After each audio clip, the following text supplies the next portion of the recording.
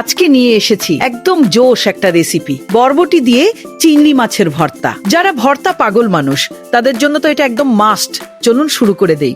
প্রথমে প্যানে হালকা তেল দিয়ে চিংড়ি মাছগুলো ভেজে নিচ্ছি। চিংড়ি ভাজার সময় কিন্তু আঁচ বেশি দেবেন না, বেশি আঁচে দিলে বাইরে পুড়ে কালচে হয়ে যাবে, ভেতরে থেকে যাবে কাঁচা। আস্তে আস্তে হালকা লালচে রং ধরলেই বুঝবেন চিংড়ি এখন রেডি, খাওয়ার জন্য একদম টইট পম্বুর হয়ে গেলে প্যান থেকে তুলে রাখলাম। এবার একই প্যানে হালকা করে ভেজে নিচ্ছি বরবটিগুলো। বরবটি ভালোভাবে ভেজে নিলে এর যে কাঁচা কাঁচা গন্ধটা থাকে সেটা একদম চলে যায়, আর ভর্তায় আসে একটা মিষ্টি মিষ্টি স্বাদ। বেশিক্ষণ ভাজবেন না আবার, না হলে নরম হয়ে যাবে। হালকা বাদামি রং এলেই ব্যাস হয়ে গেল।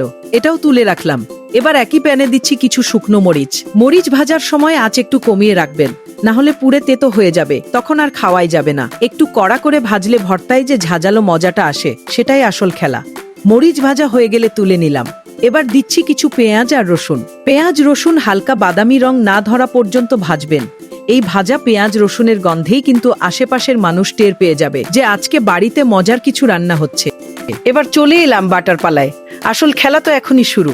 প্রথমে পাটায় দিচ্ছি ভাজা শুকনো মরিচগুলো। পাটায় বাটার যে মজা সেটা ব্লেন্ডারে পাবেন না, এটা একদম খাঁটি দেশি স্টাইল।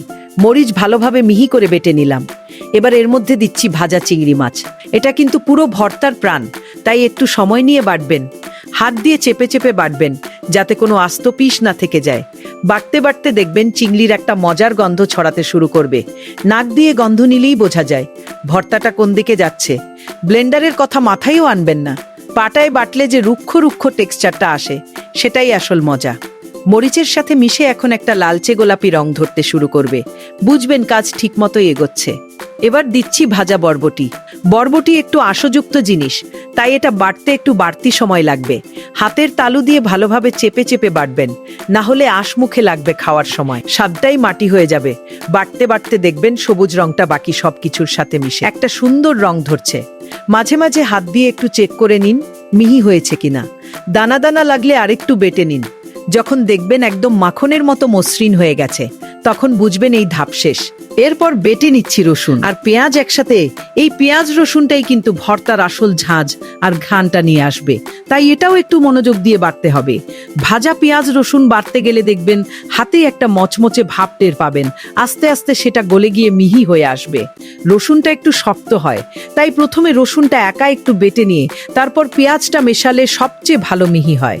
বাড়তে বাড়তে যে গন্ধটা ছড়াবে সেটাই বলে দেবে যে ভর্তাটা এখন প্রায় শেষের পথে। একদম মিহি একটা পেস্ট না হওয়া পর্যন্ত বাড়তে থাকুন, কারণ পেঁয়াজ রসুনের কোনো টুকরা থেকে গেলে সেটা মুখে লাগবে আর ভর্তার স্বাদটাও ঠিক জমবে না। যখন দেখবেন একদম মসৃণ ক্রিমের মতো একটা মিশ্রণ তৈরি হয়ে গেছে তখনই বুঝবেন এই ধাপও শেষ। সবকিছু একসাথে ভালোভাবে মিশিয়ে নিলেই তৈরি হয়ে যাবে জোশ একটা বরবটি দিয়ে চিংড়ি মাছের ভর্তা। গরম ভাতের সাথে এক লোকমা মুখে দিলেই বুঝবেন কেন মানুষ এটার জন্য পাগল। আজকের মতো এখানেই শেষ। ভালো লাগলে অবশ্যই বানিয়ে দেখবেন নিজেরাও। আর ভিডিওটি যদি ভালো লাগে শেয়ার করে আপনার বন্ধুদের দেখার সুযোগ করে দিবেন।